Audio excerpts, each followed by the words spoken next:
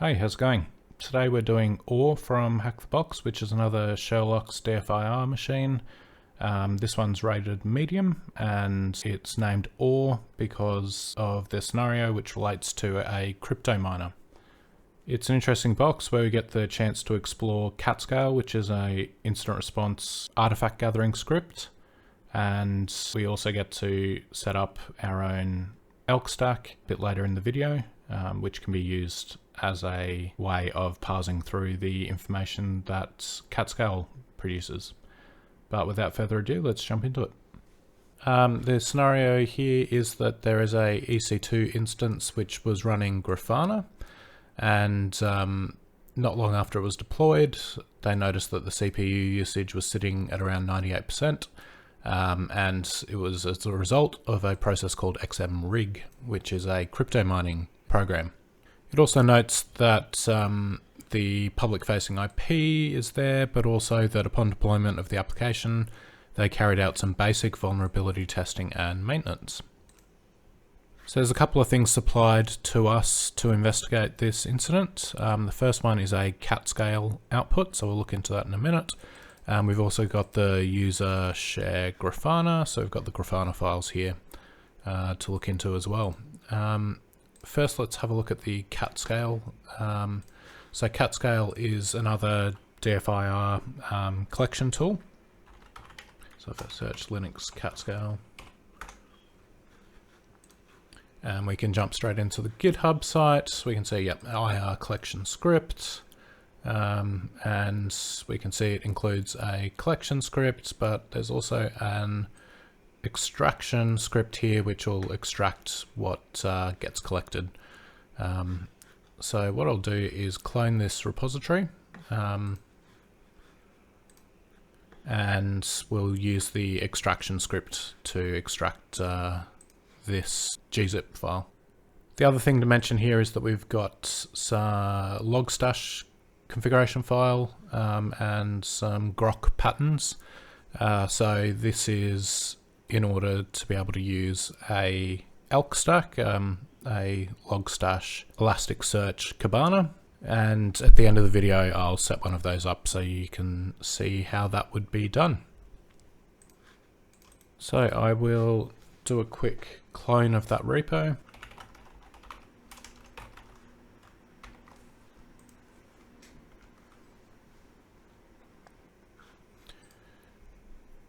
And I'm going to pull the zipped file into the repository, and we're going to run this extract CatScale script against it.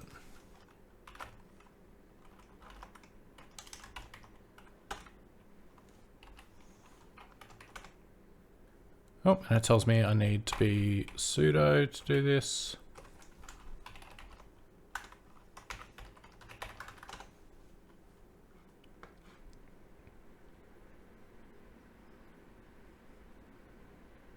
Cool, and we've extracted the collected evidence.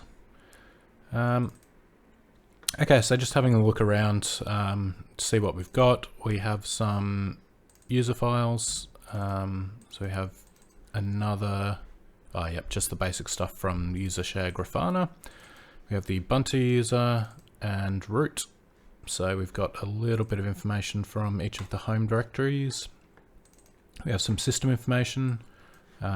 So this is all sorts of information about the system. So you can see, for example, all the information about the CPU. We could look at the build, so we could find all the information that we'd want to know. We can also look at the etc files. So it'll show, you can see the passwd. Oops. You can see passwd. So that could come in useful in future. We've also got process and network. So this is basically the output of a whole bunch of commands that get run at the point of collection. So, we can see connections, active connections. We can see the router tables. We can see processes that we're running. Just make this a bit smaller. See processes that we're running, IP tables, whole bunch of information there. I'm not sure what podman is, but there's nothing in there.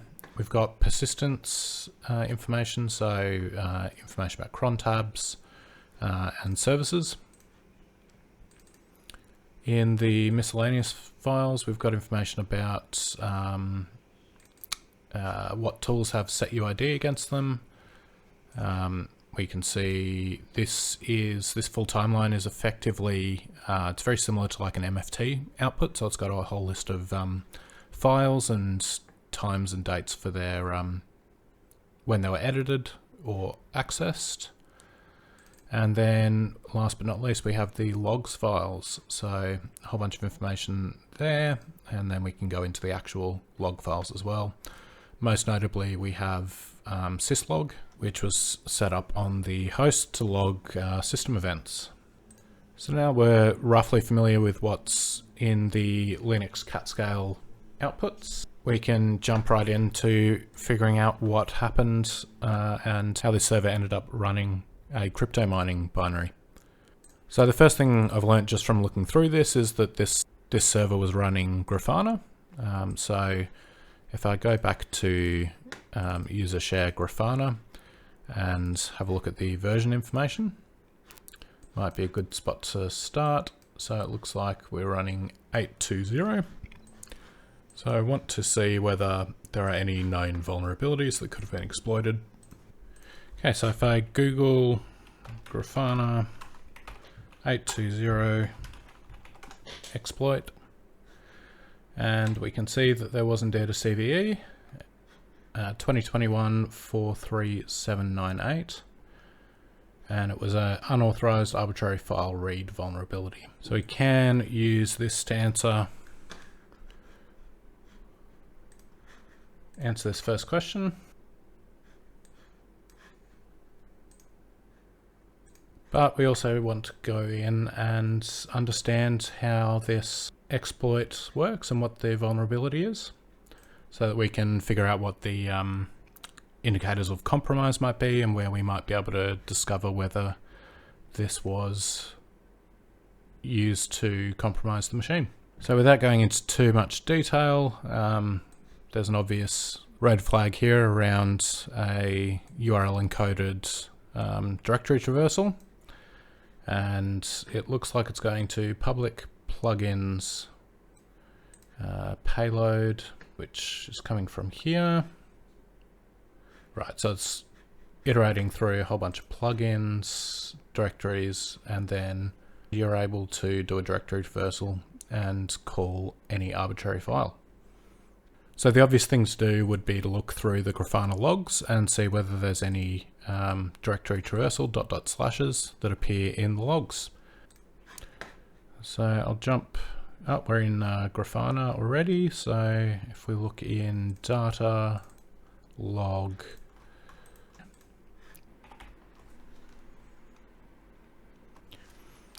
I'll grep for ... I'll escape the slash in all.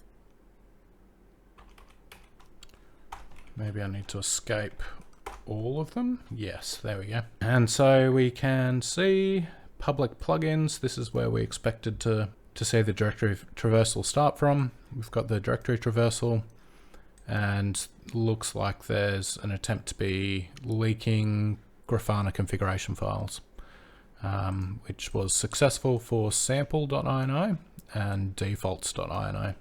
We can see the first the last exploitation happened on the 24th, but if we scroll all the way up, all the way back on the 18th, right, so you can see on the 18th that all of the attempts to reproduce the CVE appeared to be failures because they returned a status 404 or a 302. And so even though, as it says here, they did some basic vulnerability testing, they obviously made a mistake in doing that and left this major vulnerability exposed. So one thing I'm going to do while I'm here is just see what was leaked. So the shadow wasn't leaked. We got a 404, 500, 404. So they got the sample.ini. I'm just looking for the status code 200s and defaults.ini. So basically Grafana configuration was leaked and it looks like that was it. And I'll also grab the IP address of where these requests came from, because one of the questions is about detailing all the malicious IP address that the threat actor used. So we can see 95, but then this last one here that was run at 10:57 on the 23rd was run from 195, so that's a different IP address. So we'll grab that and make a note of that one as well.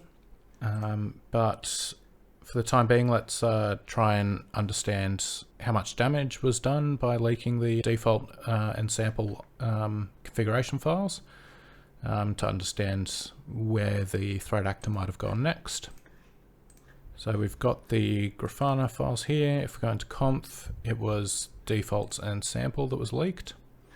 I'll open up another shell here just so I can grep through, because it's a, if we just cat the defaults.ini, it's a very long file. There's quite a lot of lines that are commented out. So if we just look for,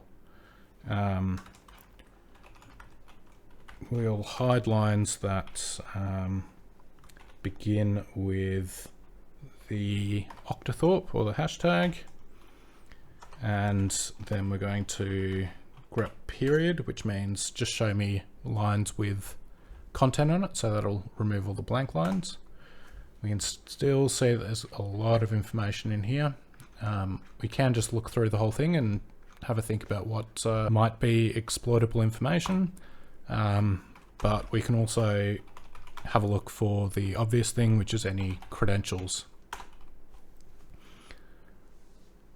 And we see that there is indeed a password there. If we add the B1, that will show lines, one line before. And we can see it gives us admin user and admin password. So there was definitely a credential leak as a result of the file disclosure vulnerability. So we can grab the password, and that is the answer to question 9. Now, given that the threat actor didn't try and expose any other files, I can assume that where they've gone with this information is to try and authenticate directly to the server, whether that's through SSH or some other way, using those credentials. Note that they did actually leak the etc passwd file, so they could just effectively password spray the users that they know.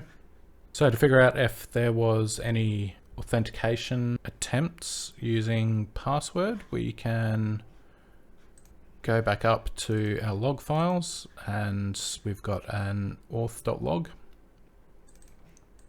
If you recall, it was a time when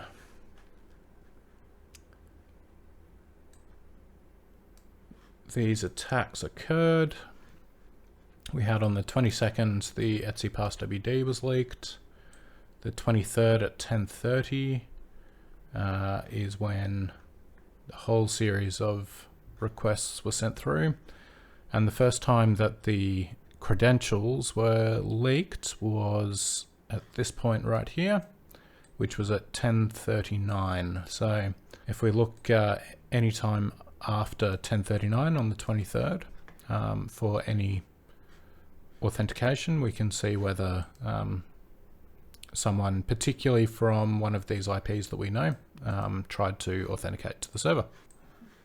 So the 23rd at 10:30, basically starting here, and immediately we can see that connections were closed pre-auth, Ubuntu root and Grafana users against that IP address, and that began at almost 11 AM. So it says failed password firstly from the malicious IP address and followed by an accepted password for Grafana, which is the answer to which account did the TA threat actor use to authenticate. So that's going to be Grafana. So while we're here looking at the auth logs, the other thing we can do, so if I grab a shell here, let's just grep for the sudo ones in the auth log, and we're just going to focus on anytime after about 10:30 on the 23rd, and just have a look at what sudo commands we used. And so I'm just going to have a look at whether anything interesting happens during that period. And we can see that on the morning of the 24th, there is updater script being run, a shell script.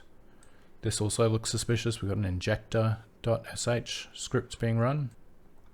And then we've got Ubuntu listing processes. We have a switch user command from Ubuntu. And then, yeah, we can see that root then runs CatScale, which is the Linux CatScale gatherer script, and that's happening at around 3 p.m. on the 24th. So we know that the rough window now is between about 10:30 a.m. on the 23rd through till about 3 o'clock on the 24th. So now we've got a good idea about how the foothold was gathered by the threat actor. The next step is really to understand the next logical step for any attacker would be privilege escalation. So if we go back to logs, we do have syslogs, but this is going to be a huge amount of information and quite difficult to parse through. The two quickest ways to get a feel for what sort of activity happened after the threat actor logged in would probably be to either look through that MFT-like file that I showed you earlier, or we can simply go to the Grafana user and have a look at the bash history. Now we don't actually know how much of this is potentially malicious and how much of this was done by legitimate administrators, but we'll have a look at what's happening anyway. Okay, we can see catting the shadow and the pass.wd file. Something a bit suspicious. We can see that they're reading the updater script. They're looking at the cron tabs to see what automated jobs are set up. And then interestingly, we can see that they've attempted to edit the updater shell script, but accidentally typed into the command line. And we can see that they've put a netcat listener on port 60,000, which we'll call bin bash. So that's a classic backdoor. And then they followed it up with a forward call, a netcat call, another IP address that we haven't seen before, 44204, likely to be another, maybe their command and control server. So I'll make a list of that. So it's possible that this updater shell script was the pathway for privilege escalation, particularly if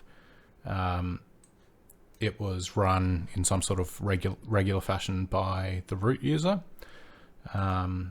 So to test that theory, we can have a look at the CatScale outputs again. I think it's stored in persistence and cron tab list. So we've got the root user and there is one cron job, and it indeed runs the updater shell script. We can see it goes minute, hour, day of the month, day of the week, and then what the command is. So this is basically the 30th minute of the 8th hour, all days of the month, all months, and all days of the week. So this means it's basically daily at 8:30, it's going to run this script. And so if the Grafana user had permissions to edit that script and those backdoors were planted in the script, then that would be the method for privilege escalation. So with this information, we can answer a few questions. Firstly, how often does the cron job run for the script modified by the attacker? And that is daily at 0830. And we can also answer question 4, which was what file did the threat actor modify in order to escalate privileges? And that is opt automation updater.sh. So the other way that I mentioned that would be fairly quick is if we go into miscellaneous and open up the full timeline. We can just pull that open in Timeline Explorer, which is from the Zimmerman toolset. And probably the easiest way is going to be to sort by last modified around the 1030 mark. And basically all the files after here that were modified after here were modified by the threat actor. So if we have a look down, we can see the config files. We've got the passwd and shadow files. SSH, there we see the updater.sh.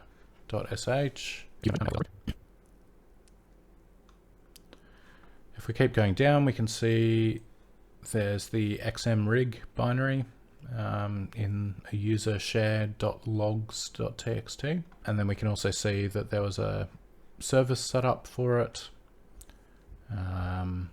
so that it would be persistent after restarts. And there's the config probably for the crypto miner. There are a couple of questions about how the injector script we saw earlier and the crypto mining binary got onto the box. So to answer that, we'll have to have a look into the syslogs and check for the use of those binaries and see the history of how they were loaded onto the box. So I'll jump into the log files, and then again I'll just do the really basic simple thing of just grabbing through these files. So I'm going to grep for injector.sh as a starting point in syslog, and there's a number of them. And I'll go grep ignore case, that's better.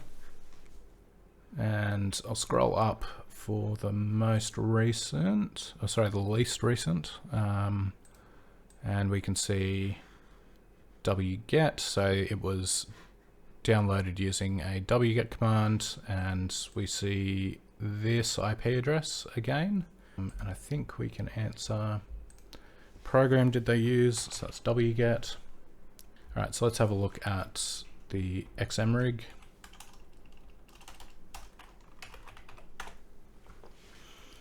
Might do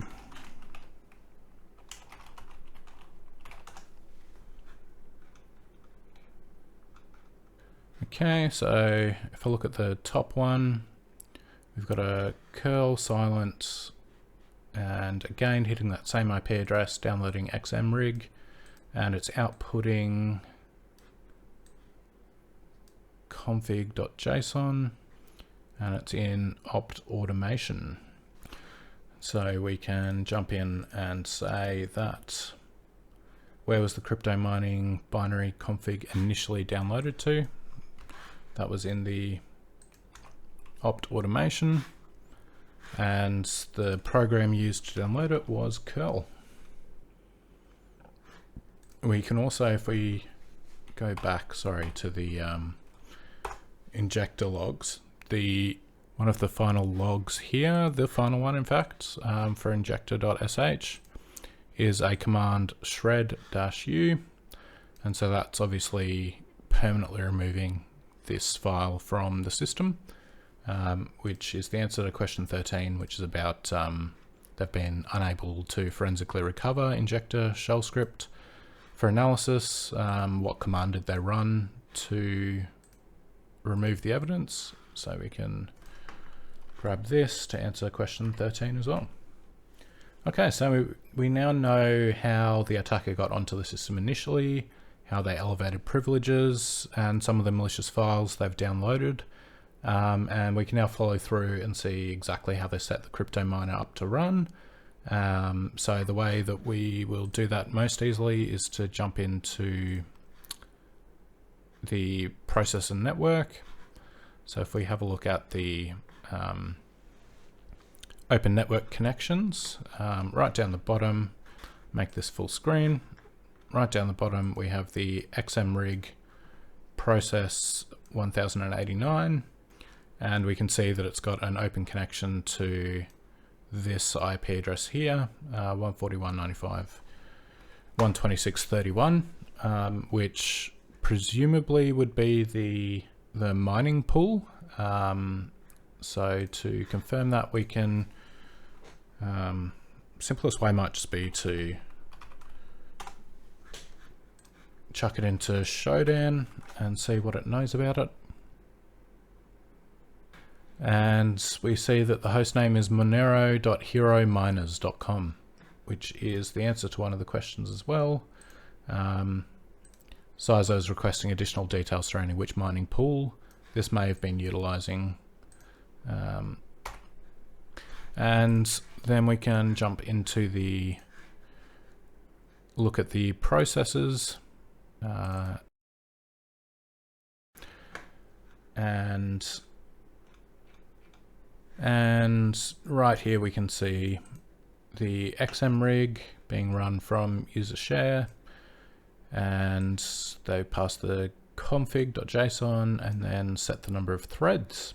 And this can actually help us answer a whole bunch of questions. So if you have a look at question 12, the binary and config file in the original download location, where did they move it to on the file system?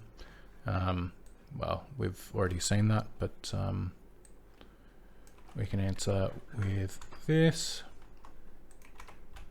And question 10, what was how many mining threads were set? And the answer was 0 threads.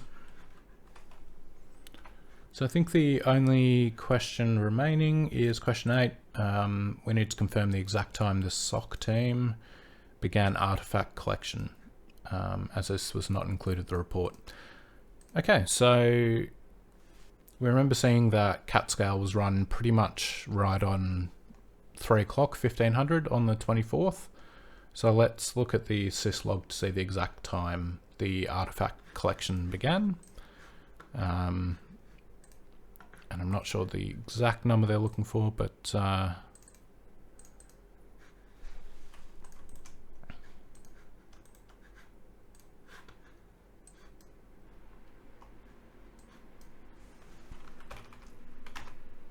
think it was called CatScale.sh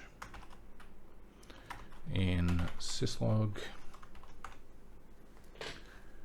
Okay, so I guess the first time it was run will be the answer. And that was at 1501 minute right on the dot, which is the answer for question 8. I think we need to go day, month, year, and time.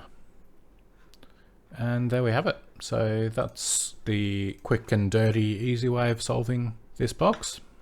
Now, the way you'd most likely be working with log files and information capture out of as an incident responder will be through some sort of SIEM tool. And as I mentioned earlier on, the Linux CatScale actually includes a whole bunch of configuration files, grok patterns, etc., to simplify the process of standing up an elk stack to analyze this. So I thought I'd just run through quickly how you could have set up an elk stack to perform much of this analysis. I'll just run through the basic setup of the elk stack in the interim. I did have a number of issues getting this going, so and most of them were related to directory locations. I had a lot of problems with these wildcards in the path names, so I'm just going to do a find and replace on basically this section really, and replace it with just logs extracted. Okay, and then I can just grab all of this and move it up here. All right, that should be fine. All right, so now we've updated that. All we needed to do in addition to that was to make a pretty simple Docker compose file, and so all it's going to do is stand up your elk stack, Elasticsearch, just some basic environment variables passed, open up the ports and mount the appropriate volumes, set up the Logstash. You just need to make sure you're pointing to the correct Logstash conf that we looked at just before, the grok patterns file, and then the extracted data. I also open up the debug API because I was having some issues early on, and then Kibana, which is pretty straightforward, just adding the depends on Elasticsearch so you don't get any errors in case it spins up quicker than the other. And that's pretty much it. So to spin all this up, all we need to do is open up a Linux shell, and we can do sudo docker compose up, put in our sudo password and let that run.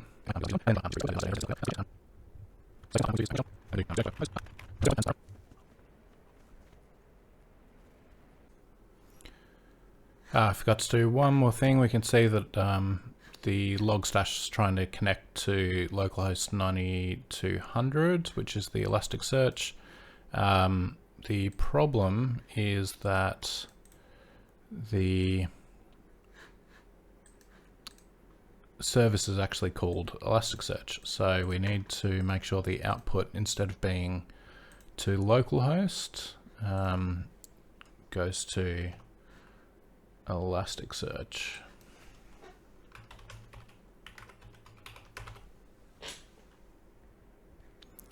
And that should be cool. Save that, and let's give it another whirl.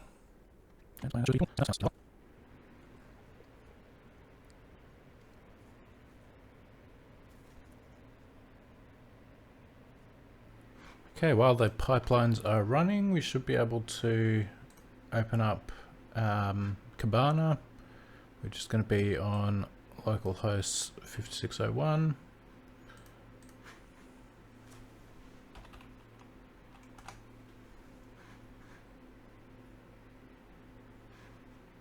Okay. And we can